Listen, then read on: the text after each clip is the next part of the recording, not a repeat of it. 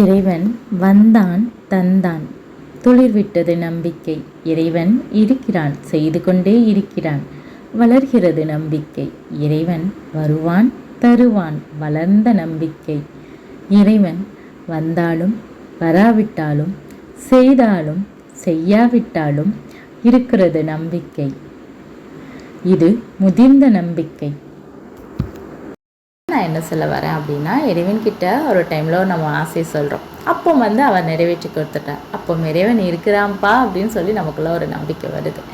அதுக்கப்புறமா அவர் செய்து கொண்டே இருக்கும்போது அந்த நம்பிக்கை வளர்ந்துட்டே போகுது. ஒரு கட்டத்தில் நம்மளோட ஆசை உடனே நடக்கலைன்னா கூட இறைவன் செய்வான், கரெக்ட் டைமில் எனக்கு கொடுப்பான் அப்படின்னு சொல்லிட்டு அந்த நம்பிக்கை இருக்குது. நமக்கும் காலதாமதமாகி நம்மளோட ஆசை நிறைவேறிடுது. அதுக்கப்புறமா அவன் செய்தால் என்ன செய்யாட்டி என்ன, நான் அவனை நம்பிட்டே தான் இருப்பேன்.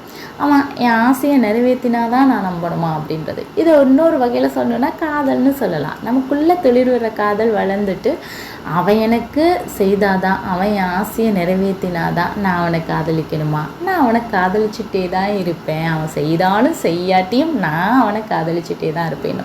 இதுதான் அன்கண்டிஷனல் லவ். இது ரொம்ப ஈஸியாக வந்துடுமா? கிடையாது. கஷ்டப்பட்டு தான் கிடைக்கும். அவன் வாழ்க்கையில் அவன் இன்பம் துன்பம் எல்லாத்தையும் கடந்து வரும்போது தான் கிடைக்கும். அடுத்தவன் வாழ்க்கையோட அனுபவத்தை பார்த்து நம்ம இதெல்லாம் கற்றுக்க முடியாது.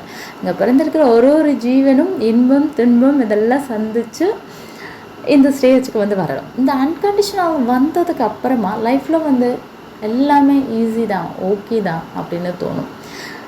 அங்கே கடவுளை குறை சொல்லதுக்கு தோணாது நமக்கு.